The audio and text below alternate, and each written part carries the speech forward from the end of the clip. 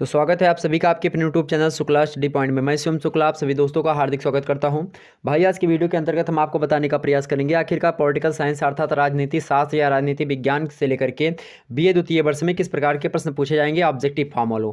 तो ऑब्जेक्टिव वालों के लिए यह वीडियो प्रॉपरली बना रहा हूँ, लगातार आपके कमेंट्स आ रहे थे। आज की वीडियो के अंतर्गत हम ब्रिटेन, अमेरिका, चीन और नेपाल और स्विट्जरलैंड के और तथा फ्रांस के संविधान के बारे में जो महत्वपूर्ण चीज़ें उसको आपको बताने का प्रयास करूंगा। उम्मीद करता हूं कि यहीं से आपके प्रश्न पूछे जाएंगे, लेकिन आप क्या करेंगे, एक बार फिर से आप लोग यूट्यूब पर मतलब कि गूगल पर जाएंगे और गूगल पर एक बार इसको देखने के बाद में या फिर इससे पहले जब आपका पेपर हो तो एक बार जरूर देखें। गूगल पर आप सर्च करें ब्रिटेन का संविधान, ब्रिटेन का संविधान सर्च करें, विकिपीडिया पर निकल जाए, ब्रिटेन के संविधान के बारे में मूलभूत जानकारी ग्रहण कर लें। ऐसे अमेरिका का, ऐसे नेपाल का, जो भी आपके पाठ्यक्रम में जो जिस देश का भी संविधान सम्मिलित है उसको आप ऐसे कर लीजिएगा, ठीक है। तो इससे क्या होगा, आपकी तैयारी सुचारू रूप से अच्छे तरीके से हो जाएगी और आपसे ऑब्जेक्टिव वहीं से पूछे जाएंगे। क्या पूछा जाएगा, पूछा जाएगा कि ब्रिटेन का संविधान कब लागू हुआ, इसमें कितनी धाराएं हैं और लिखित संविधान है या कि अलिखित संविधान है, यही सब इसकी विशेषताएं क्या, यही सब पूछा जाएगा जो है ऑब्जेक्टिव वालों। बस ज़्यादा कुछ नहीं पूछा आता, ठीक है। आप बात ध्यान रखेंगे, कब लागू हुआ, कितनी धाराएं हैं, कौन सा संशोधन क्या हुआ, कितना क्या की चीज़ें, यही सब पूछी जाती हैं, ठीक है। राष्ट्रपति कौन थे वहाँ के, ये सब पूछा जाएगा, ठीक। तो एक बार सभी लोग वीडियो को लाइक कर दीजिए। रात के मेरे प्यारे दोस्तों जो है 9:01 के आसपास हो चुके हैं और आप सभी लोग हमारे साथ लाइव जुड़ चुके हैं। सभी लोग वीडियो को लाइक कर दीजिए, शेयर कर दीजिए लोगों के पास, सभी लोगों के पास शेयर कर, जितने भी लोग देख रहे हो अपने अपने 10-10 दोस्तों के पास वीडियो को शेयर कर दीजिए, सबसे लाइक करने को बोलिए। और अगर नए आए सब दोस्त आपके तो उसको सब्सक्राइब करने के लिए बोल दीजिए, क्योंकि आने वाले समय में आपकी जो थर्ड ईयर में जाएंगे आप लोग तो उसकी तैयारी आपको चैप्टर वाइज बिल्कुल आपको फ्री में आपको करवाने का प्रयास यूट्यूब पर ही किया जाएगा लाइव क्लास के माध्यम से, ठीक है। तो चलिए मेरे प्यारे दोस्तों शुरू किया जाए आज का वीडियो लेक्चर। चलिए सभी लोगों को गुड इवनिंग, राम राम, नमस्ते सभी लोगों को। सभी लोग सुखी रहिए, खुशी रहिए और आसानी से अपनी पढ़ाई करते रहिए, ओके। चलिए शुरू किया जाए वीडियो लेक्चर। चलिए आपके सामने पहला प्रश्न यहाँ पर इस प्रकार से कुछ प्रस्तुत है। पहला प्रश्न है कि विश्व का पहला लिखित संविधान कौन सा है। तो आपसे आप मतलब कि ऑप्शन में तमाम सारे प्रश्न दे मतलब कि तमाम सारे जो है देश का नाम देगा, तो आप बताएंगे अमेरिका का संविधान जो है सबसे पहले जो है लिखित संविधान, सबसे पहले एक लिखित व्यवस्थित संविधान किसका संविधान है, तो अमेरिका यानी यूएसए का संविधान, ठीक। तो विश्व का सबसे पहला लिखित संविधान अमेरिका का संविधान, मेरे भाई याद रहेगा ना। चलें आगे बढ़ें, अगला प्रश्न है अमेरिका का संविधान कब लागू हुआ था। तो अमेरिका का संविधान 1789 ईस्वी में लागू हुआ था, 4 मार्च 1789 को। आपसे ही ऑब्जेक्टिव में प्रश्न पूछेगा कि अमेरिका का संविधान निम्न में से किस डेट को लागू हुआ, तो उसमें अगर 4 मार्च मिले तो लगा दीजिएगा। आपसे पूछेगा अमेरिका का संविधान कब लागू हुआ, ऑप्शन में आपको मिलेगा 1789, तो 1789 में लागू हुआ था। इतनी बात समझ में आई। तो भैया अब मैं ऐसे बता रहा हूँ वन लाइनर में ना, तो ऑब्जेक्टिव में तो आप देख लेंगे ना ऑप्शन में अगर मिल जाएगा ये चीज़ें, ठीक, समझ रहे हैं ना बातों को। चलिए आगे देखते हैं। अमेरिका का संविधान एक मुद्रित दस्तावेज है। अमेरिका का जो है संविधान एक मुद्रित दस्तावेज है, किसने कहा था ऐसा, किसने कहा था, चार्ल्स ए बियर्ड ने कहा था। किसने कहा था, चार्ल्स ए बियर्ड महोदय ने कहा था। क्या कहा था कि अमेरिका का संविधान एक मुद्रित दस्तावेज है। क्या है, एक मुद्रित दस्तावेज है। ध्यान रखेंगे अमेरिका के पहले राष्ट्रपति कौन थे, एग्जाम्स में प्रश्न बन सकता है, तो जॉर्ज वाशिंगटन थे। और पहले उपराष्ट्रपति कौन थे आपके, तो उपराष्ट्रपति कौन थे मेरे भाई, तो अमेरिका के पहले उपराष्ट्रपति थे आपके जॉर्ज एडम्स महोदय, और इनको सर्वसम्मति के द्वारा चुन लिया गया था। यह बात आप ध्यान रखेंगे। अमेरिका का संविधान एक मुद्रित दस्तावेज है, किसने कहा, जॉर्ज ए बियर्ड महोदय ने कहा। आगे देखते हैं अगला प्रश्न, संवैधानिक कन्वेंशन फिलाडेल्फिया यानी कि पेंसिल्वेनिया और 11 राज्यों में सम्मेलन की पुष्टि के द्वारा कब अपनाया गया संविधान, मतलब संविधान कब अपनाया गया, तो 1700 मतलब कि 17 सितंबर 1787 ईस्वी को, 17 सितंबर 1787 ईस्वी को संवैधानिक कन्वेंशन फिलाडेल्फिया यानी जो है पेनिनसिल्वेनिया और 11 शब्दों में मतलब कि 11 राज्यों में जो है सम्मेलनों की पुष्टि के द्वारा जो है संविधान को अपनाया गया था। किस डेट को, तो 17 सितंबर 1787 ईस्वी को, ओके। आगे देखते हैं अगला प्रश्न, 5वां नंबर है अमेरिका के संविधान में पहले 10 संविधान संशोधन को किस नाम से जाना जाता है। अमेरिका के संविधान में पहले 10 संविधान संशोधन को किस नाम से जाना जाता है, तो उसको हम बिल ऑफ राइट्स के नाम से जानते हैं। बिल ऑफ राइट्स का मतलब मौलिक अधिकार। क्या, बिल ऑफ राइट्स का मतलब क्या होता है, मौलिक अधिकार। जैसे अपने यहाँ पर मौलिक अधिकार है, किस का अनुच्छेद किस मतलब कि कहाँ से कहाँ तक है मौलिक अधिकार, तो अनुच्छेद 12 से लेकर के अनुच्छेद जो है 35 तक, मतलब अनुच्छेद 35 तक क्या है अपने जो है भारतीय संविधान में क्या मौलिक अधिकार शामिल है। आपसे पूछा जाएगा भारतीय संविधान में मौलिक अधिकार कहाँ से लिए गए हैं, तो मौलिक अधिकार भारतीय संविधान में अमेरिका के संविधान से लिए गए हैं। आपसे पूछेगा प्रश्न एग्जाम्स में कि अमेरिका के संविधान से मौलिक अधिकार किस देश ने लिया है, तो भारत ने लिया है। ठीक, या पूछे कि भारत ने मौलिक अधिकार कहाँ से लिया है, तो अमेरिका के संविधान से लिया है। मौलिक कर्तव्य कहाँ से लिया है, तो रूस से लिया है। नीति निर्देशक तत्व कहाँ से लिया है, तो आयरलैंड के संविधान से लिया है। ब्रिटेन के संविधान से क्या लिया है, तो क्या लिया है मेरे भाई, ब्रिटेन के संविधान से संसदात्मक शासन व्यवस्था ली है। जो संसद होते हैं अपने द्विसदनीय पद्धति जो होती है वह ली है, यानी कि लोकसभा राज्यसभा होंगी। या कहाँ से लिया गया, ब्रिटेन से, चूंकि ब्रिटेन हम पर ही राज कर रहा था तो वहीं से हमने सीधे सीधे उठा लिया। ठीक, तो यह भी प्रश्न आपसे बन सकते हैं एग्जाम्स में। आगे देखिए मेरे भाई, अगला प्रश्न है आपके सामने, तो बिल ऑफ राइट्स के नाम से आना आता है, जो कि कब आया, 1791 में हुआ था। बिल ऑफ राइट्स जो था वह संशोधन जो हुआ था 1791 में। ठीक, ध्यान रखेंगे। अगला प्रश्न है, कब अमेरिका में संशोधन को उपनिवेशों ने मतलब कि कब अमेरिका में संविधान को उपनिवेशों ने स्वीकार कर लिया था, तो 1781 ईस्वी में स्वीकार कर लिया था। कब, 1781 ईस्वी में ही स्वीकार कर लिया था उपनिवेशों ने संविधान को। ठीक, लागू कब हुआ, 1789, 4 मार्च 1789 को लागू कर लिया गया। ठीक, ध्यान रखेंगे।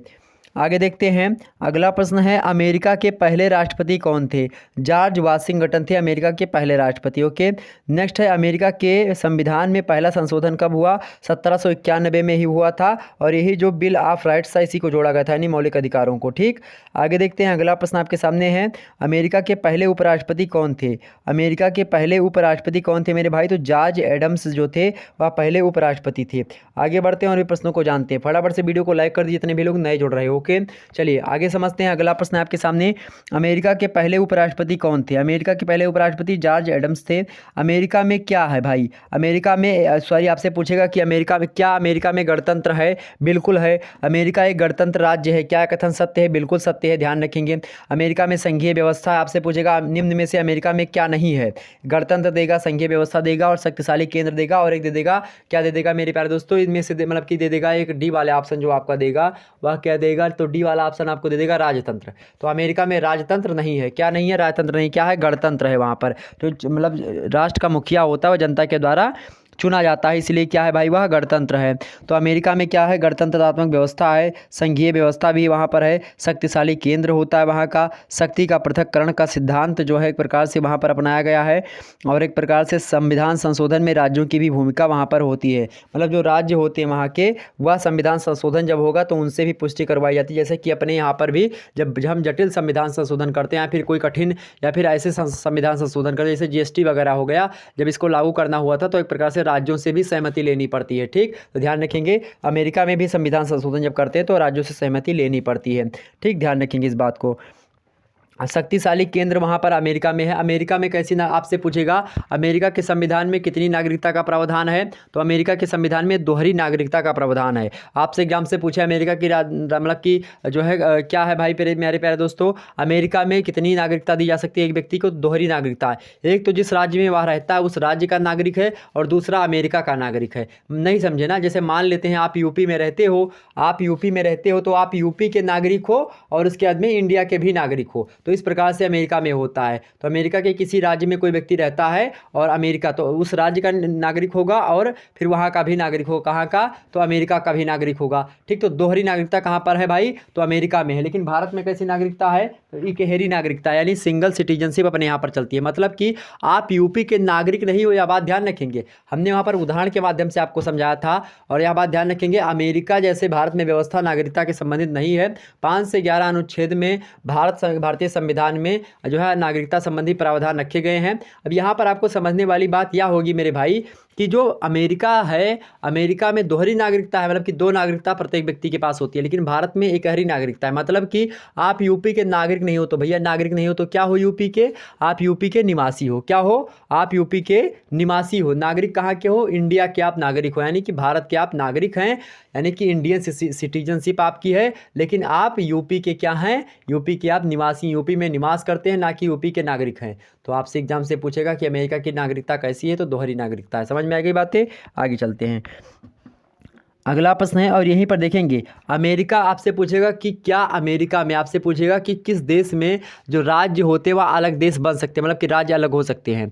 आपसे पूछेगा कि क्या मतलब कि भारत में, मतलब कि अगर कोई चाहे भारत में चाहे यूपी की हम अलग देश बन जाए तो नहीं बन सकता, संविधान में यह बात नहीं लिखी गई। आपसे पूछेगा कि किस देश के संविधान में जो है वहाँ के राज्यों को एक प्रकार से अलग देश बनाने की मतलब कि एक प्रकार से बात कही गई है, तो अमेरिका के संविधान में कही गई है। लेकिन होता नहीं है, ध्यान रखिए, शक्तिशाली केंद्र है वहाँ पर, केंद्र के मतलब एक प्रकार शक्तिशाली है और सारी की सारी बातें वहाँ पर जो है न्यायपालिका जो होती है उसी के हिसाब से हो जाती है और कोई अलग नहीं हो पाता। बहुत जो है बार जो है तमाम सारी बातें उठी कि हाँ ये राज्य अलग होगा, सब गुट बना लेते थे, लेकिन अलग अलग कुछ नहीं हुआ, ध्यान रखेंगे। मतलब कहने का यह कि वहाँ पर जो राज्य जुड़े हुए हैं, अमेरिका जो है एक प्रकार से राज्यों का एक प्रकार से क्या है, संगठन है, वह कभी भी अलग हो सकते हैं। लेकिन भारत के राज्य जो हैं वह अलग नहीं हो सकते, वह भारत के क्या है मेरे प्यारे दोस्तों, संघात्मक व्यवस्था से जुड़े हुए हैं। भारत एक संघ है, ठीक, लेकिन वो कौन है, अमेरिका एक प्रकार से राज्यों का एक प्रकार से संगठन है जो कि कभी भी भंग हो सकता है। ठीक, कहने का मतलब यह है। तो अमेरिका क्या है भाई, राज्यों का संगठन होता है। आगे समझते हैं अगला, नेपाल के संविधान। नेपाल का संविधान कब लागू हुआ, तो 2015 को नेपाल का संविधान लागू हुआ था। 20 सितंबर 2015 को नेपाल का संविधान लागू हुआ था। नेक्स्ट है, दुनिया का पहला हिंदू राष्ट्र कौन सा था। दुनिया का पहला हिंदू राष्ट्र नेपाल था, लेकिन अब वह धर्मनिरपेक्ष राज्य हो गया है। कौन, नेपाल। नेक्स्ट प्रश्न है आपके सामने, नेपाल के संविधान में कार्यकारी शक्तियाँ किसके मतलब किसके पास होती हैं। नेपाल के संविधान में कार्यकारी शक्तियाँ जो होती किसके पास निहित होती हैं, तो प्रधानमंत्री के पास निहित होती हैं। लेकिन राष्ट्राध्यक्ष कौन होता है, आपसे पूछेगा नेपाल का राष्ट्राध्यक्ष कौन होता है, तो राष्ट्रपति जो होता है वह राष्ट्र का अध्यक्ष होता है। लेकिन जो कार्यकारी शक्तियाँ होती हैं वह प्रधानमंत्री के पास निहित होती हैं। ठीक, ध्यान रखेंगे। फ्रांस में और नेपाल में पहले क्या था, तो नेपाल में पहले राजतंत्र था, बाद में जनता ने वहाँ पर क्या किया, आंदोलन किया, उसके बाद में क्या हुआ, यहाँ पर मेरे प्यारे दोस्तों गणतंत्र की स्थापना हुई। और पहले यह हिंदू राष्ट्र था, अब क्या बन गया, अब धर्मनिरपेक्ष था। दुनिया का एकमात्र जो है हिंदू राज्य था या हिंदू देश था, कौन, नेपाल। ठीक, अब यह भी जो है धर्मनिरपेक्ष राज्य हो गया, अब कोई जो है हिंदू राष्ट्र नहीं है। आगे देखते हैं, अगला प्रश्न है, दुनिया का एकमात्र जो है अलिखित जो है संविधान किसका है, तो ब्रिटिश संविधान, यानी कि ब्रिटेन का संविधान जो है वह अलिखित संविधान है। ठीक, ब्रिटेन का संविधान परंपराओं पर आधारित होता है। ब्रिटेन के संविधान को लेकर के हमने तमाम सारे प्रावधान आपको बताए थे कि ब्रिटेन का संविधान क्या है। ब्रिटेन के संविधान के बारे में प्रॉपरली हमने एक वीडियो भी बनाई है, सेपरेट वीडियो पड़ी हुई चैप्टर 1 को लेकर के, उसको देख लीजिएगा। वैसे बता दूं, ब्रिटेन का संविधान की बात की जाए तो विकसित और अलिखित संविधान होता है जो है ब्रिटेन का, लचीला भी है वहाँ पर, संविधान परिवर्तनशील भी वहाँ पर है जो है कहाँ का, ब्रिटेन का, और अब समयों पर आधारित भी होता है। एकात्मक शासन व्यवस्था वहाँ पर है, संसद की संप्रभुता होती है, संसदात्मक शासन व्यवस्था वहाँ पर है, विवेक एवं संयोग की संतान है। क्या आपसे पूछेगा कि किस देश का संविधान विवेक एवं संयोग की संतान है, आपसे एग्जाम से प्रश्न पूछेगा कि किस देश का संविधान विवेक एवं संयोग की संतान है, तो कहाँ का, तो ब्रिटेन का संविधान है। आपसे पूछेगा सिद्धांत और व्यवहार में अंतर किस संविधान में बताया गया, तो ब्रिटेन के संविधान में बताया गया। आपसे पूछेगा कि राज्य का अध्यक्ष वंशानुगत होता है, राज्य का किस संविधान मतलब कि किस संविधान में राज्य का जो अध्यक्ष होता है, यानी देश का अध्यक्ष जो होता है वह वंशानुगत होता है, तो किस देश का, ब्रिटेन के संविधान में। वहाँ पर अभी भी राजशाही मतलब कि राजा होते हैं, लेकिन वह राजा जो है राजा के नाम के होते हैं, बाकी वहाँ पर कार्यकाल जो है कौन संभालता है, प्रधानमंत्री संभालते हैं, ध्यान रखेंगे। ओके, और द्विदलीय और बहुदलीय की ओर जो है इसका झुकाव रहा है संविधान का। तो कहीं ना कहीं पे आपने ब्रिटेन के बारे में पढ़ा होगा, हमने बताया था सारी चीज़ों को। आगे देखते हैं, किसने संविधान के आलिखित जो है नीति वचन की संज्ञा दी है, किसने संविधान के आलिखित नीति वचन की संज्ञा दी है, तो JS मिल ने कहा। क्या, किसने संविधान के आलिखित नीति वचन की संज्ञा दी है, किसने संविधान के आलिखित को नीति वचन की संज्ञा दी है, तो JS मिल ने। ठीक, आगे देखते हैं, ब्रिटेन के संविधान में हेबियस कॉर्पस, ये ब्रिटेन के संविधान के बारे में ही बता रहा है। ठीक, जो JS मिल है ये जो है ब्रिटेन के संविधान के बारे में ही बताया है कि जो है किसने संविधान के आलिखित जो है नीति वचन कहा, आलिखित को नीति वचन की संज्ञा दी है, तो JS मिल ने दी है। ठीक, ब्रिटेन के संविधान में हेबियस कॉर्पस जो एक्ट था वह कब लागू हुआ था, हेबियस कॉर्पस मतलब कि बंदी प्रत्यक्षीकरण कब लागू हुआ था, 1679 में। कब, 1679 ईस्वी में। ठीक, ध्यान रखेंगे। हेबियस कॉर्पस क्या होता है, हेबियस कॉर्पस क्या होता है मेरे प्यारे दोस्तों, मतलब जैसे मान लेते हैं आप हो और आपको मेरे प्यारे दोस्तों कोनो आए, मतलब कि पुलिस आए और पुलिस बिना जो है सज़ा के, या मान लेते हैं आपने कोई गलती की, पुलिस आया और पुलिस आपको पकड़ के लेकर गया थाने में बंद कर दिया। अब जो है मेरे प्यारे दोस्तों, आपको 24 घंटे के अंदर अगर मतलब कि भीतर आपको वह न्यायालय में नहीं पेश करता, आने जाने के समय को छोड़ करके अगर नहीं पेश करता है, तो जो आपके घर वाले हैं या फिर आपके सगे संबंधी हैं, वह जो है क्या करेंगे, बंदी प्रत्यक्षीकरण रिट जारी करवाएंगे और उसके तहत जो होगा, जो कोर्ट होगी वह उस पुलिस वाले से कहेगी कि आपने इस फलाने व्यक्ति को बंद किया है और 24 घंटे के भीतर आपने उसको न्यायालय में नहीं पेश किया है, इसलिए आप जो है इसको प्रत्यक्ष करो हमारे सामने। बंदी प्रत्यक्षीकरण मतलब बंदी को आप प्रत्यक्ष हमारे सामने लाओ न्यायालय में, और ऐसा नहीं कि वीडियो कॉलिंग के माध्यम से बता दो। एक बार तो केस हुआ था, कहते वीडियो कॉलिंग में दिखा दिया कि हाँ ये देखो हमारे पास बंदी बैठा है यहाँ पर, अब वहाँ पर जो है केस अपना सॉल्व कर लो, ठीक। लेकिन अब वहाँ पर उसको सामने पूछा जाएगा कि ये आपने क्यों गिरफ्तार किया, पूरा कारण आपसे पूछा जाएगा, पुलिस से जो कारण पूछा जाएगा, और आपसे पूछा जाएगा कि क्या आपने ये सही, मतलब कि जो ऐसा पुलिस बता रहा है वह सही है, आपके दोनों पर जो है रिक्वायरमेंट होगी, आप पर जो है निर्णय लिया जाएगा, तो ऐसे सारी चीज़ें होंगी। तो हेबियस कार्पस वही है, ठीक। तो 1679 में आया था। आगे है स्टेट यूट ऑफ जो है वेस्टमिंटर। स्टेट यूट ऑफ जो है स्टेट यूट ऑफ वेस्टमिंटर जो है, यह एक्ट कब लागू हुआ था, तो वेस्टमिंटर एक्ट जो लागू हुआ था 1931 में। नेक्स्ट है आपका, आपसे पूछा जाएगा मिनिस्टर्स ऑफ क्राउन एक्ट।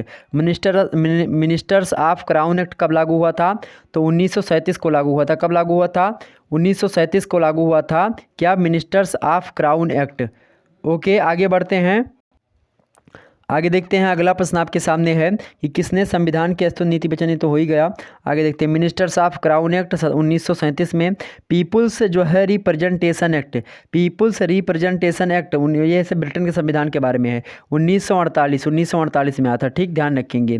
आगे ब्रिटेन की संसद कैसी है भाई, तो ब्रिटेन की संसद कैसी, द्विसदनीय व्यवस्था है। एक तो वहाँ पर ब्रिटेन की संसद में क्या होता है भाई, तो हाउस ऑफ कॉमन्स एक है और हाउस ऑफ लॉर्ड्स एक है। तो हाउस ऑफ लॉर्ड्स जो होता है उसको उच्च सदन कहा जाता है। आपसे पूछेगा ब्रिटेन के संविधान में हाउस ऑफ लॉर्ड्स को क्या कहा जाता है, तो उच्च सदन कहा जाता है, ठीक, उच्च सदन कहा जाता है हाउस ऑफ लॉर्ड्स को, जबकि हाउस ऑफ कॉमन्स को क्या कहा जाता है, निम्न सदन।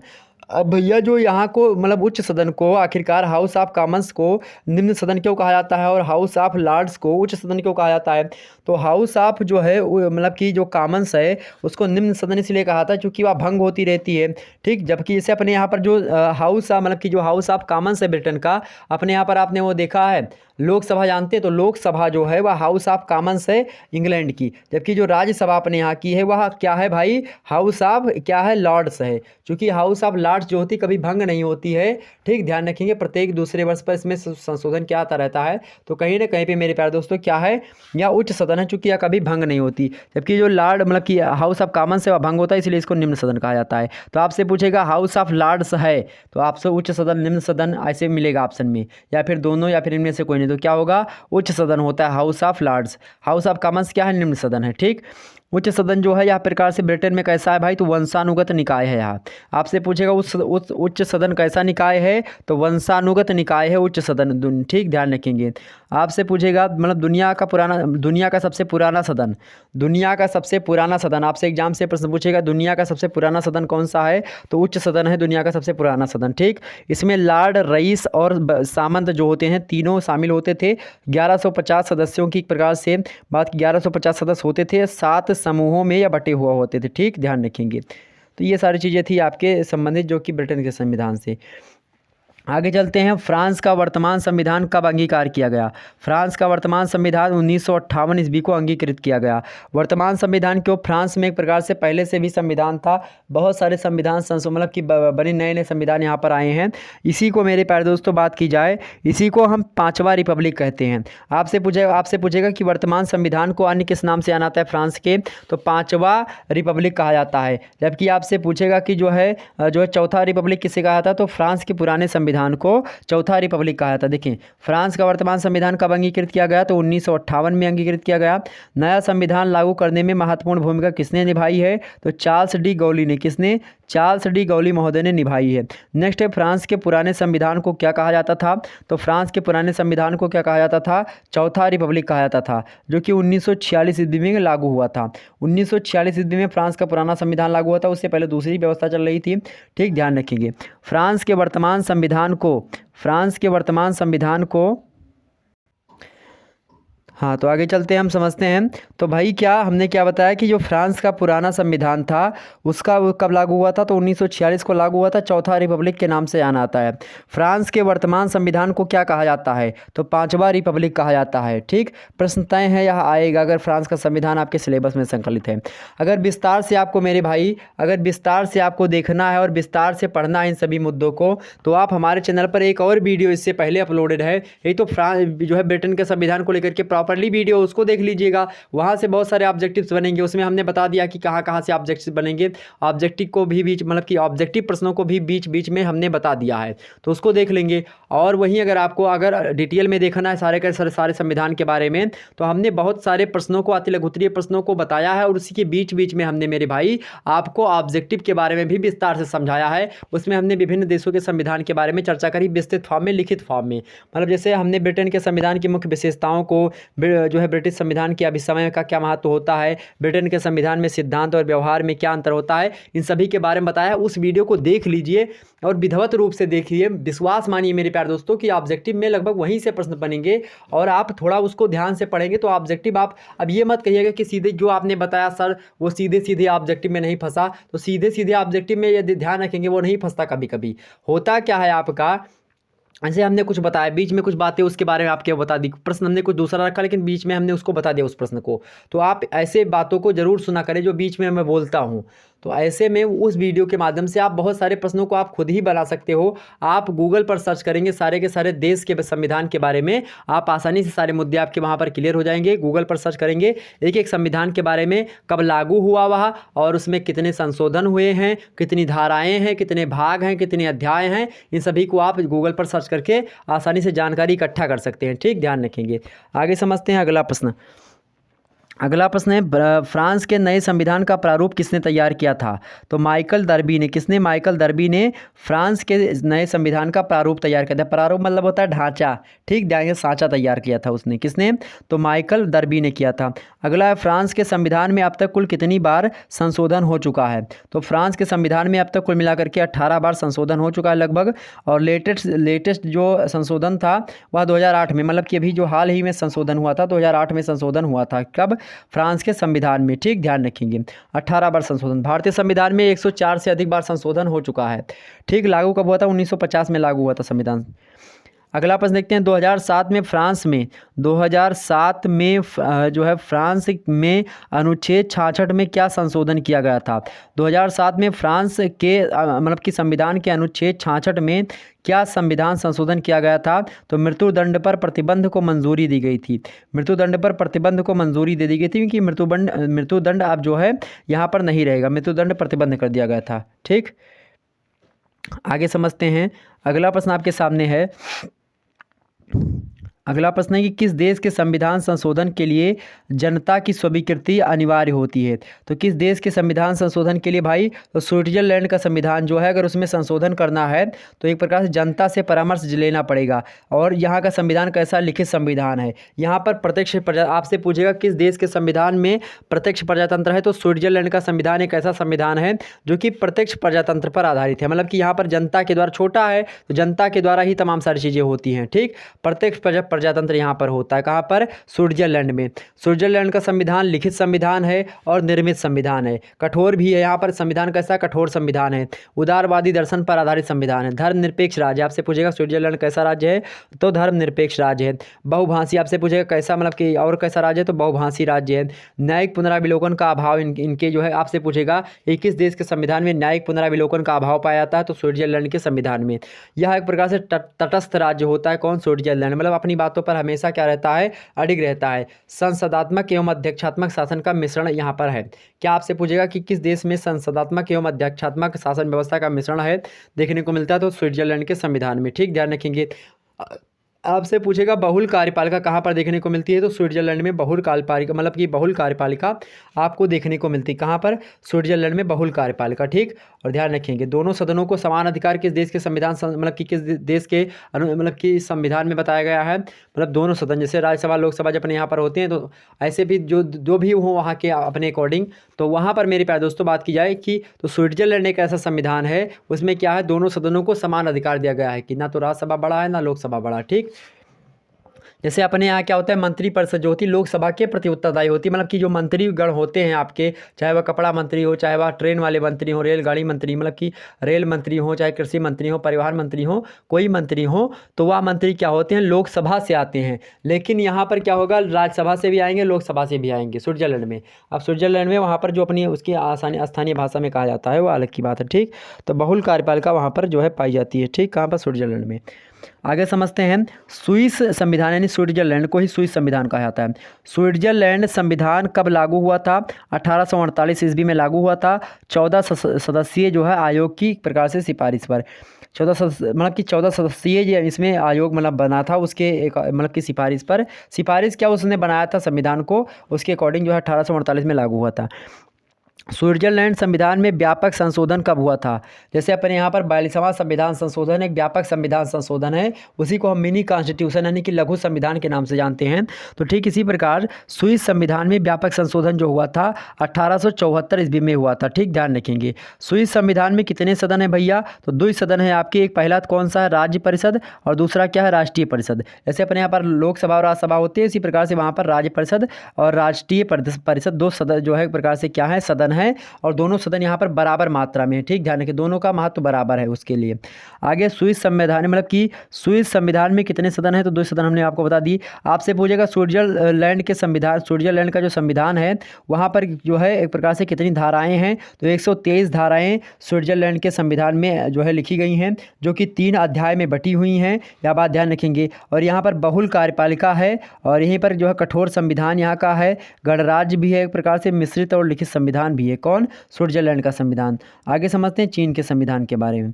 चीन का संविधान देखें, चीन का संविधान कब जो है, चीन का संविधान मेरे प्यारे दोस्तों आपसे पूछेगी चीन का संविधान जो था उसमें कितने अनुच्छेद हैं? तो चीन के संविधान में 138 अनुच्छेद हैं, जो कि 4 भागों में बटे हुए हैं। चीन का संविधान कैसा संविधान है? तो लिखित संविधान है, और 4 दिसंबर 1982 को चीन का संविधान जो है व्यवस्थापिका के द्वारा स्वीकृति मिल जाती है। 1982 ईस्वी में चीन के संविधान को 4 दिसंबर 1982 को चीन के व्यवस्थापिका द्वारा स्वीकृति मिल जाती है। 382 है जी, 382, ओके, ध्यान रखेंगे, सॉरी 1982, क्या दिया, 1982 में चीन का जो संविधान है 1982 को, यानी 4 दिसंबर 1982 को चीन के व्यवस्थापिका के द्वारा स्वीकृति दी जाती है। चीन के संविधान को जो है शक्ति जनता में निहित होगी, यहाँ की शक्ति जो है जनता में निहित है, लेकिन जनता को बहुत सताया जाता है। यहाँ पर कहा जाता है कि यहाँ पर बहुभाषी मतलब बहुसंस्कृतिवाद है, बहुत सारे संस्कृति के लोग रहते हैं। आगे समझते हैं जनता जो है यहाँ पर क्या है, जो है शक्ति जनता में यहाँ पे निहित होती है चीन के संविधान में। चीन का संविधान कहता है कि शक्ति में जो है एक प्रकार से जो शक्ति है चीन की मतलब कि संविधान में, या फिर जो शक्ति पूरी की पूरी होती है राज्य की, वह जनता में निहित हुई, जनता के द्वारा होता है। लेकिन ऐसा कुछ भी नहीं है यहाँ पर देखने को मिलता है। संविधान जो है संक्षिप्त संविधान यहाँ का है, ठीक, ध्यान रखेंगे। और जो है यहाँ पर देखेंगे लोकतांत्रिक केंद्रीयकरण भी है इस संविधान में, गणतंत्र है जो है चीन में, लेकिन यहाँ पर राज एक प्रकार तानाशाही चलती है कहीं ना कहीं पे। और ध्यान रखें कठोर एवं लचीला भी है यहाँ का संविधान। श्रम का महत्व दिया जाता है यहाँ पर। बहुराष्ट्रीय जो है वाद है, मतलब कि बहुराष्ट्रीय राज्य है यहाँ, ठीक, और एकात्मक शासन व्यवस्था यहाँ पर है। आप देखते होंगे यहाँ पर हर देश को कहता है कि ये मेरा मतलब कि कब्जा विस्तारवादी नीति है, ड्रैगन इसको कहा जाता है चीन को, समझ गए बात है ना। चीन के किस अनुच्छेद में कहा गया है कि चीन के किस संविधान मतलब कि किस अनुच्छेद में कहा गया है कि जनवादी चीन अपने आप को जनवादी बोलता है, लेकिन है नहीं जनवादी, ठीक। आगे देखते हैं, तो जनवादी चीन के सभी शासकीय अंग लोकतांत्रिक केंद्रवाद के सिद्धांत को लागू करने के, क्या मेरे प्यारे दोस्तों, क्या हमने बताया? हमने कहा, आपसे एक बार फिर से देखेंगे, हमने कहा कि चीन के किस अनुच्छेद में बताया गया, चीन के किस मतलब कि चीन के अनुच्छेद में बताया गया कि जनवादी चीन के सभी शासकीय अंग लोकतांत्रिक केंद्रवाद के सिद्धांत को लागू करेंगे। यह बात बताई गई है चीन के संविधान के मतलब अनुच्छेद में, ठीक है, ध्यान रखेंगे। और किस अनुच्छेद में बताई गई यह बात मुझे ध्यान नहीं है, आप लोग गूगल करिएगा, वहाँ पर मिल जाएगा, ओके, ध्यान रखेंगे। आगे समझते हैं अब यहाँ पर नेपाल के संविधान की कुछ जो है विशेषताओं को समझ लेते हैं। नेपाल के संविधान के ओके, चलिए फटाफट समझने का प्रयास करते हैं इसके बारे में भी। तो राष्ट्रपति जो है देश के राष्ट्राध्यक्ष होंगे। आपसे पूछेगा जो है नेपाल के संविधान के अनुसार जो है नेपाल देश के राष्ट्राध्यक्ष कौन होंगे, तो राष्ट्रपति होंगे, ठीक। जबकि कार्यकारी शक्तियाँ किसके पास निहित होंगी, तो प्रधानमंत्री के पास निहित होंगी। अगला है केंद्र में संघीय सरकार होगी। आपसे पूछेगा केंद्र में कौन सी सरकार होगी, संघीय सरकार होगी। जबकि प्रांतों में प्रांतीय सरकार होगी नेपाल में, और जिला स्तर और ग्राम स्तर पर भी शासन व्यवस्था होगी, जिस प्रकार से आप भारत में देखते हो कि प्रधान है, कोई जो है नगर पालिका की है, क्या तमाम प्रकार की चीज़, ठीक।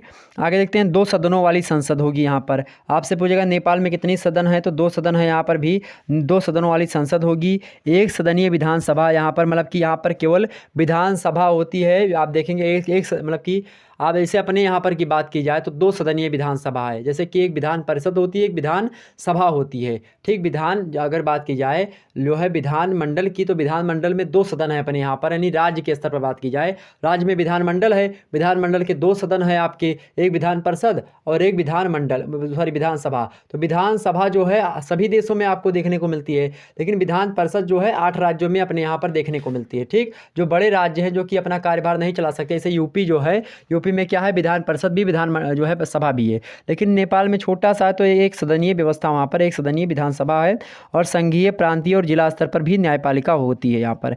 नेपाली राष्ट्र की भाषा क्या, मतलब कि नेपाली जो है राष्ट्र की भाषा। आपसे पूछेगा नेपाल की राष्ट्रभाषा कौन है, नेपाली है, ठीक। सभी भाषाओं समेत जातीय भाषाओं को भी मान्यता दी गई है यहाँ पर।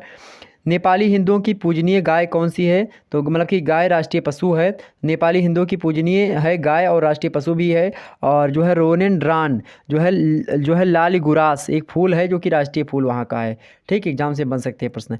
आगे देखते हैं आरक्षण और कोटा व्यवस्था के जरिए वंचित क्षेत्रीय और जातीय समुदायों के सशक्तिकरण की व्यवस्था की गई है। मूल निवासियों, दलितों, अछूतों और महिलाओं के लिए स्थानीय प्रशासन, प्रांतीय और संघीय सरकार से लेकर के हर स्तर पर आरक्षण का प्रावधान किया गया है। संविधान में तीसरे लिंग यानी थर्ड जेंडर को भी मान्यता दी गई है। आपसे पूछेगा कि नेपाल के संविधान में क्या थर्ड जेंडर को मान्यता दी गई है, बिल्कुल दी गई है, ठीक। आगे देखते हैं संविधान में, मतलब नेपाल के बारे में, संविधान ने नेपाल को धर्मनिरपेक्ष राज्य घोषित किया है, किंतु प्राचीन धार्मिक और सांस्कृतिक मान्यताओं का संरक्षण जो है किया जाएगा। धर्मांतरण पर रोक नहीं है यहाँ पर, ठीक, नेपाल में। आगे देखते हैं धर्मांतरण मतलब धर्म बदला जा सकता है, ठीक। जिस देश में लोकतंत्र होते हुए भी राजतंत्र का शासन, मतलब कि शासन चल रहा है, वहाँ पर नेपाल के लोगों की तरह विद्रोह की ज़रूरत होती है। नेपाल के 2 लोगों ने राजतंत्र था, उन्होंने क्या कर लिया, लोकतंत्र करवा लिया, मतलब कि आंदोलन करके। आगे समझते हैं संयुक्त राज्य अमेरिका के बारे में कुछ बातें। संयुक्त राज्य अमेरिका के संविधान की उद्देशिका में कहा गया है कि जो है संयुक्त राज्य की जनता ने तैयार किया है। संयुक्त राज्य की जनता ने उसे तैयार किया, क्या जो है संविधान जो है, संविधान की उद्देशिका जो है यानी प्रस्तावना जो है संयुक्त राज्य अमेरिका की, उसको जनता ने तैयार किया। अपने यहाँ पर देखेंगे कि हम भारत के लोग, भारत को एक संपूर्ण प्रभुत्व संपन्न समाजवादी पंथ निरपेक्ष ऐसे है नहीं अपने यहाँ पर कि be the people of India, तो इसी प्रकार से जनता में ही निहित है अमेरिका में भी, ठीक, इसी प्रकार जैसे भारत में है। आगे देखते हैं कांग्रेस नामक एक राष्ट्रीय विधायिका का गठन है यहाँ पर किया गया है, जिसमें 2 सदन होता है। पहला निचला सदन जो कि हाउस ऑफ जो है रिप्रेजेंटेटिव कहा जाता है। तो आपसे पूछेगा हाउस ऑफ रिप्रेजेंटेटिव यानी अमेरिका का जो सदन है, यह कैसा सदन है, तो निचला सदन है। उच्च सदन किसे कहा जाता है, सेनेट जो है वह उच्च सदन कहलाता है, ठीक, ध्यान रखेंगे। आगे बढ़ते हैं, अगला प्रश्न आपके सामने, समानता का सिद्धांत सीनेट में बनाए रखा जाएगा और तदनुसार, मतलब आपसे पूछेगा एग्जाम से कि समानता का सिद्धांत किस में बनाए रखा जाएगा, तो सीनेट में बनाया रखा जाएगा, ठीक, ध्यान रखेंगे। और तदनुसार प्रत्येक राज्य में उसमें 2-2 सदस्य यानी सीनेटर जो होंगे। आपसे पूछेगा सीनेट के सदस्यों को क्या कहते हैं, तो सीनेटर कहा जाता है। और सीनेटर की जो सदस्यता होती है 6 साल के लिए होती है। प्रत्येक सीनेटर की सदस्यता 6 साल की होगी। सीनेट को सभी प्रकार के महाभियोगों पर विचार करने का जो है अधिकार जो है दिया जाएगा, ठीक। और हाउस ऑफ रिप्रेजेंटेटिव में राज्यों का प्रतिनिधित्व उसकी जनसंख्या के आधार पर तय होगा कि कितने लोग कहाँ से आएंगे। इस सदन में सदस्यों का चुनाव 2 वर्षों की अवधि के लिए होगा, ठीक। संविधान के तहत 2 राज्यों की स्थापना की गई है, संघीय सरकार और दूसरी राज्य सरकार। संघ तथा राज्यों के बीच शक्तियों का स्पष्ट विभाजन यहाँ पर किया गया है। संघों मतलब कि संघ को करों ऋणों का भुगतान, विदेशों के साथ तथा राज्यों के बीच परस्पर व्यापार, वाणिज्य का विनियमन और सिक्कों की ढलाई, युद्ध की घोषणा आदि का अधिकार भी दिया गया है। मतलब कि आपसे एग्जाम से प्रश्न पूछेगा कि अमेरिका में सिक्कों की ढलाई का कार्य कौन संभालता है, तो कौन संभालता है, तो भाई कौन संभालता है मेरे प्यारे दोस्तों, तो संघ मतलब कि केंद्र सरकार संभालती वहाँ की, यानी संघ संभालता है। ऋणों का भुगतान करना हुआ संघ संभालेगी, विदेशों के साथ कोई व्यापार हुआ तो संघ संभालेगी। आपसे पूछेगा युद्ध की घोषणा कौन करता है, संघ करता है। ठीक, तो ये सारे के सारी चीज़ें आप समझ लीजिए। ऐसे प्रश्न पूछेगा तो आप यहाँ से 2-3 प्रश्न तो बन ही सकते हैं आपके एग्जाम्स में। आगे देखें, संविधान संशोधन, प्रत्येक सदन के 2/3 जो है मतों के आधार पर कांग्रेस संविधान में संशोधन का प्रस्ताव प्रस्तुत कर सकेगी। आपसे पूछेगा कि अमेरिका के संविधान में जो है कोई संविधान संशोधन पारित करवाने के लिए कितने जो है लोगों का बहुमत चाहिए, तो 2/3 लोगों का बहुमत चाहिए। ठीक, ध्यान रखेंगे। 2/3 मतलब क्या होता है, जैसे कि मान लेते हैं 300 लोग हैं, किसी में 300 लोग हैं, 2/3 मतलब क्या होगा, 2/3। ठीक, इसी को 2/3 कहते हैं। 300 लोग हैं किसी संसद में, अब 2/3 से गुणा कर तो 3 एकम 3 यानी 100 हो जाएगा, 200, यानी 200 लोगों का मानना जरूरी। 200 लोग कहेंगे कि हाँ यह कानून लगाओ तो वो जो है कानून लागू हो जाएगा। ठीक, तो कांग्रेस संविधान में संशोधन का प्रस्ताव मतलब कि प्रस्तुत कर सकेगी, या राज्यों की कुल जनसंख्या में से, जितने राज्य है उन राज्यों की कुल जनसंख्या में से 2/3 राज्यों की विधायिकाओं से आवेदन प्राप्त होने पर संशोधन प्रस्तावित करने के लिए सम्मेलन बुलाएगी। ठीक, अगला है कार्यपालिका का प्रमुख राष्ट्रपति होगा। आपसे पूछेगा अमेरिका में कार्यपालिका का प्रमुख कौन होगा, राष्ट्रपति होगा। जबकि ब्रिटेन में, भारत में कौन होगा कार्यपालिका का अध्यक्ष, कौन होता है, प्रधानमंत्री होता है। अमेरिका में क्या है, राष्ट्रपति होता है। ठीक, देखते हैं यहाँ पर जो बाइडेन साहब इस समय। ठीक, आगे देखते हैं, कार्यपालिका का प्रमुख कौन होता है, राष्ट्रपति होता है। राष्ट्रपति का चुनाव ना तो कांग्रेस करती है और ना ही सीधे जनता से चुन करके आता है। उसके निर्वाचन के लिए एक अलग प्रकार से जो है क्या होता है, निर्वाचक मंडल बनाया जाता है, जिसमें सम्मिलित निर्वाचकों का चुनाव राज्यों की विधायिकाओं के द्वारा निर्धारित पद्धति के अनुसार किया जाता है। ठीक, आगे देखते हैं, अगला है आपका पॉइंट, प्रत्येक राज्य के निर्वाचकों की संख्या उस राज्य के सीनेटरों यानी कि उच्च सदन के जो सदस्य होते हैं तथा जो निचले सदन के सदस्य होते हैं उनकी संख्या के योग के बराबर होता है, कुछ योग के बराबर होगी। ठीक, राष्ट्रीय स्तर पर जो है आसीन व्यक्ति की मृत्यु हो जाने पर उसे पद से हटा दिए जाने की स्थिति में उसकी सारी शक्तियाँ जो है उपराष्ट्रपति को स्थानांतरित कर दी जाएंगी। आपसे पूछेगा यदि अमेरिका का जो है राष्ट्रपति मर जाता है या फिर उसका निधन हो जाता है या किन्हीं कारणों के बस में उसे महाभियोग लगा करके हटाया जा सकता है, तो उस स्थिति में अमेरिका का कार्यभार कौन संभालेगा, तो उपराष्ट्रपति संभालेगा। ठीक, इसी प्रकार से भारत में राष्ट्रपति खत्म हो जाए तो कौन संभालेगा, उपराष्ट्रपति। उपराष्ट्रपति ना रहे तो कौन, सुप्रीम कोर्ट का मुख्य न्यायाधीश। अगर सुप्रीम कोर्ट के मुख्य न्यायाधीश भी ना रहे तो कौन, सुप्रीम कोर्ट का जो वरिष्ठतम न्यायालय मतलब कि वरिष्ठतम जो न्यायाधीश होगा वह संभालेगा। ठीक, जबकि इतना लोग कभी हुआ नहीं है। ठीक, ध्यान रखेंगे। आगे समझते हैं, एक सर्वोच्च न्यायालय होगा यहाँ पर अमेरिका में, जिसके न्यायाधीशों का चुनाव कौन करेगा, सीनेट की सहमति पर राष्ट्रपति करेगा। ठीक, जो कि सर्वोच्च न्यायालय एक प्रकार से उसके न्यायाधीश कौन होंगे या कौन निर्धारित करेगा, राष्ट्रपति निर्धारित करेगा सीनेट की सहमति पर। आगे देखते 1791 ईस्वी में पहला संविधान संशोधन करके बिल ऑफ राइट्स यानी कि को मौलिक अधिकारों के रूप में शामिल किया गया। ध्यान रखेंगे। ठीक, 1791 ईस्वी में। आपसे पूछेगा अमेरिका में मौलिक अधिकार कब लागू किया गया, तो भाई मौलिक अधिकार कब लागू किया गया, 1791 में। किस बिल के माध्यम से, तो बिल ऑफ राइट्स के माध्यम से। ठीक, ध्यान रखेंगे, पहला संविधान संशोधन करके। इसके तहत संयुक्त राज्य अमेरिका के नागरिकों को क्या वाणी की स्वतंत्रता प्राप्त है, प्रेस की स्वतंत्रता मिली है, धर्म की स्वतंत्रता है, याचिका की है, सभा सम्मेलन करने की स्वतंत्रता की गारंटी दी गई है। ठीक, जिस प्रकार से भारत में है।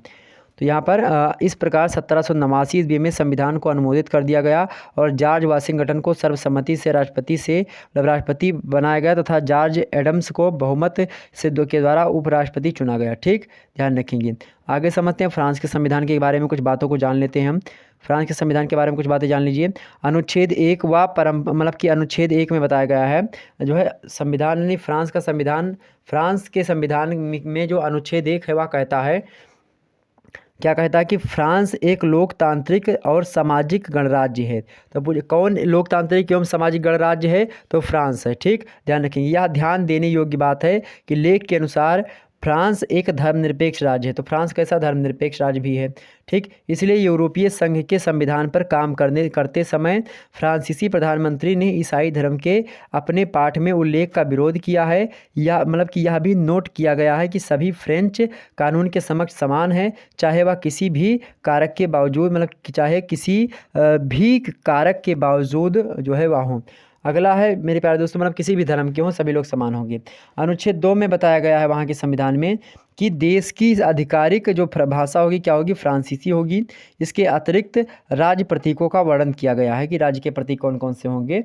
ठीक, आगे देखते हैं लेख 5 और 6 में, मतलब अनुच्छेद में ये बताया गया है कि कार्यों का वर्णन करते हैं और जोर देना होता है कि वह 5 साल के लिए चुने गए हैं। इससे पहले कि राष्ट्रपति पद 7 साल का किया जाता था। तो पहले ये राष्ट्रपति का पद 7 साल का था। फ्रेंच संविधान राष्ट्रपति को बहुत महत्वपूर्ण शक्तियाँ देता है, इसलिए चार्ल्स डी गाल के समय महत्वपूर्ण शक्तियाँ, मतलब कि चार्ल्स डी गाल के समय कई आरोप थे कि देश में निजी शक्ति का शासन स्थापित किया गया था। फिर भी संवैधानिक तंत्र के कार्य से पता चला कि फ्रांस कानून मतलब कि आधारित राज्य के सिद्धांतों और कि कार्यकारी शक्ति पर पर्याप्त नियंत्रण बनाया गया है। और इसी प्रकार से अनुच्छेद 8 में बताया गया है कि राष्ट्रपति द्वारा फ्रांसीसी प्रधानमंत्री नियुक्त किया जाएगा। आपसे पूछा जाएगा कि जो है किस देश में राष्ट्रपति के द्वारा प्रधानमंत्री चुना जाएगा, तो भाई सभी अधिकतर यही होता है प्रक्रिया में। अब राष्ट्रपति कि प्रधानमंत्री को शपथ कौन दिलाता है, तो राष्ट्रपति ही दिलाते हैं अपने यहाँ पर, तो वैसे वहाँ पर भी दिलाते हैं। ठीक, राष्ट्रपति द्वारा फ्रांसीसी प्रधानमंत्री नियुक्त किया जाएगा। ठीक, ध्यान रखेंगे अनुच्छेद 8 में यह बातें कही। यहाँ से पूछेगा कि राष्ट्रपति के द्वारा फ्रांसीसी प्रधानमंत्री को नियुक्ति किया जाना चाहिए, यह बात फ्रांस के किस संविधान के फ्रांस के संविधान के किस अनुच्छेद में बताई गई, तो अनुच्छेद 8 में बताई गई। ठीक, ध्यान रखेंगे। अनुच्छेद 12 क्या कहता है कि यह लेख जो है संसद को भंग करने की प्रक्रिया का वर्णन करता है। आपसे पूछेगा कि फ्रांस के संसद को कब भंग किया जा सकता है, किस अनुच्छेद के तहत, तो अनुच्छेद 12 के तहत। ठीक, जिसे राष्ट्रपति लागू कर सकते हैं। अनुच्छेद 12 कौन लागू करता है, तो राष्ट्रपति लागू कर सकते हैं। अगला है 88 फ्रांस के संविधान। यह लेख फ्रांस और यूरोपीय संघ के बीच में संबंधों का वर्णन करता है। आपसे पूछेगा कि कौन सा अनुच्छेद, फ्रांस का कौन सा अनुच्छेद फ्रांस और यूरोपीय संघ के बीच में संबंधों का वर्णन करता है, तो अनुच्छेद 88 करता है। इंपॉर्टेंट है। ओके, तो इतनी चीज़ें आपने जान ली, अभी बहुत ही महत्वपूर्ण था। तो इतने सारे मुद्दे आपके क्लियर हो गए। तो ये थे मेरे प्यारे दोस्तों आज के समस्त तमाम सारे जो टॉपिक्स के संबंधित वीडियो, मतलब कि तमाम सारे जो ऑब्जेक्टिव्स और एक प्रकार से सब्जेक्टिव्स। तो ऑब्जेक्टिव ही बताने का मतलब था। अगर आप इसके बारे में थोड़ा मूलभूत जानकारी जो हमने बाद में बताई है अगर वह जानते हैं, तो कुछ मात्रा में आप ऑब्जेक्टिव वहाँ से बना सकते हैं। और एक बात बता दूँ आपको, ब्रिटेन वाला संविधान को देख लीजिएगा। पेपर 1 से संबंधित भी वीडियो हमारे चैनल पर उपलब्ध है, उसमें हमने जो है ऑब्जेक्टिव टाइप के प्रश्नों को रखा है, उसको भी देख लीजिएगा। पेपर 1 से वीडियो संबंधित अपलोडेड है, उसको देखेंगे। पेपर 2 का भी अपलोड है, उसको भी देख लीजिएगा। लिखित वालों के लिए प्रॉपरली अलग से मॉडल पेपर अपलोड है, उसको भी आप लोग देख लीजिएगा। ओके, फिर मिलते हैं मेरे प्यारे दोस्तों। एक बार सभी लोग वीडियो को लाइक शेयर और सब्सक्राइब कर दीजिएगा। फिर मिलते हैं हम नेक्स्ट वीडियो में, तब तक के लिए जय हिंद जय भारत। आप सभी का बहुत बहुत धन्यवाद जुड़े रहने के लिए। ठीक, तो चलिए फिर आज छोड़ दीजिए, अभी 9:41 के आसपास हो चुका है। सभी लोगों का बहुत बहुत धन्यवाद। तो आज लगभग जो है 41 मिनट की क्लास रहने दीजिए, फिर बाद में फिर और पढ़ाने का प्रयास करेंगे। ठीक है, धन्यवाद आप सभी का। Good night, I love you. Good night, good night भाई। गुड नाइट, जय हिंद जय हिंद। ओके, चलिए।